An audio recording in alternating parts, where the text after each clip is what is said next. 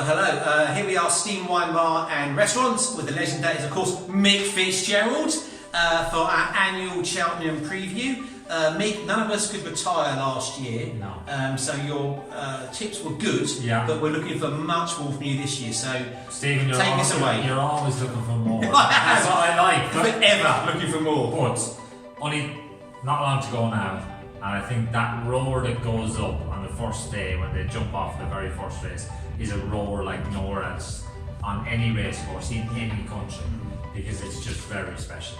And I think the opening race, hard to believe there's not a Willie Mullins hot pot. Normally he's got the favourite in the opening race. Not the case this year. The favourite is a horse who's already won the Betfair hurdle, so he's very solid. Al Dancer, lots of people got fancy prices about him. He's probably short enough now at 5-2, but I think he's probably the one they've all got to beat. I've actually backed Fakir Dudari, a horse of Joseph O'Brien trains. He gets £8 allowance, being a 4-year-old running against the older horses. The last 4-year-old that tried to do it was Binocular, and he finished a very good second. He went on and won a champion hurdle, but the other horse that tried it was Orla Loire, and he won. So 4-year-olds that run in this race have a good record. So I'm going for him. Okay. I'm going for him to kick things off for us. Joseph O'Brien. Champion hurdle? Champion hurdle, again, people making lots and lots of cases for lots of horses, but I'm going for the tried and tested. Bouverdere won the last 2 champion hurdles. He's going to make it 3 in a row and do what the same owner's horse Istabrack did.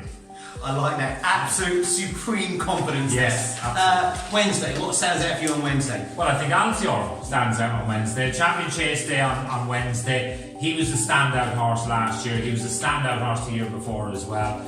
He's going for 4th in a row. 4th year in a row to win at the Cheltenham Festival for Altior. He's trying to break the record for the most consecutive wins over jumps as well, which is held at the moment by Big Bucks.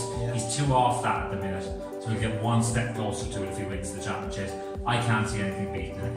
He's a superstar. Last year he was even money. If we could get even money this year, bite our hand off. We won't get it though.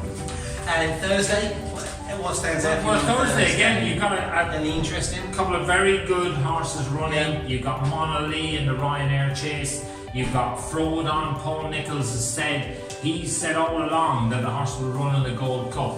I can see him changing. Paul Nicholls smells the chance to be champion trainer again, and I think he thinks Frodon is the best chance of winning this and adding to his prize money haul. So don't be surprised if Frodon goes. Non-runner no bet for lots of bookmakers at the moment, and if you can get non-runner no bet 7-1 about Frodon for the Ryanair, take it. You heard it here. You heard it here. And of course, the big day, the last day, Gold Cup. Lots of great opportunities there. Stand out for you? Is it an open race? Yeah, it is. The standout horse on my Napa the whole meeting runs in the opening race. A horse called Sir Eric, which is owned by J.P. McManus, trained by Joseph O'Brien. This horse was third behind Stradivarius, who won the £1 million bonus for being the leading stayer this season on the flat. And I think that's standout for him. He's the best flat horse to go jumping for a little while, and I think they think he's the real deal. He's been backed at big prices for next year's champion hurdle already, so that's the confidence behind it. And of course the Gold Cup. Yeah, there is the one we came for. The Gold Cup is the biggest race of them all, of the whole meeting. Presenting Percy has had the most unorthodox preparation you will have ever seen. I think the last horse to do what he's trying to do was a horse back in the 1930s. So that gives you an idea of how the odds are stacked against him. But he's a very good horse. He's trained by a little bit of a mad genius in Pat Kelly. We love mad genius. Yeah, we do. And I think his form is standout. I really do. And I think he'll win. Do you think Mullins, though, he's got 4 runners in this?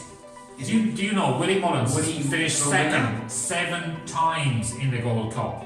It's about time he broke the hoodoo. He's got 2 very strong chances. Kemboy, which can be backed at big prices, and Bell's Hill, who's a really solid stayer. And he's the one that I'd recommend you back each way. He's quite a big price, Bell's Hill, but he will stay. It won't matter what the ground is. And I think he's the one that Ruby Walsh might ride. If Ruby Walsh rides him, his price will tumble. So you said your nap we can set Eric in the Triumph Hurdle. What about your last kind of £5, Mick? Come on, give us an outsider for really good odds. What would you say?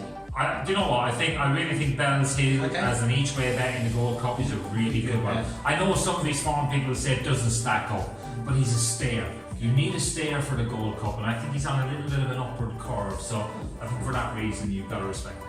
Well, if we're not here this time next year, it means Mick's bets have all come in. He's saying like nothing at all. So thank you as always, Mick Fitzgerald. Have a wonderful Cheltenham festival. I hope you win plenty of money. Thank you very much.